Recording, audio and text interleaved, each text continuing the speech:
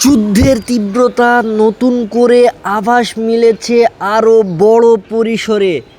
ইতিমধ্যে যুক্তরাষ্ট্র এবং ইসরায়েল যৌথভাবে নতুনভাবে যুদ্ধ করার জন্য আভাস দিয়েছে এবং সর্বোচ্চ প্রস্তুতি নিচ্ছে। ইরানও কিন্তু থেমে নেই, ইরানের প্রস্তুতি চলছে পুরো দমে। কিন্তু যুক্তরাষ্ট্র প্রায় 50,000 সেনা মোতায়েন করেছে মধ্যপ্রাচ্যের আশেপাশে।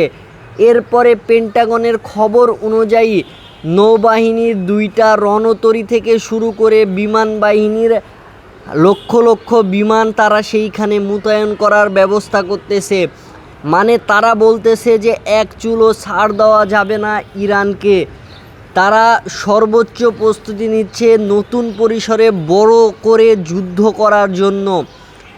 যেহেতু ইরান হরমুজ প্রণালীর পুরো নজরদারি রেখেছে এবং ইরানের হাতেই হরমুজ প্রণালী, সেহেতু হরমুজ প্রণালীর পাশেই যেই দ্বীপ আছে সেই দ্বীপে তেলের যেই খনি আছে বা তেলের যেই রাজ্যটা সেইখানে দখল করার জন্য প্রস্তুতি নিচ্ছে পেন্টাগন।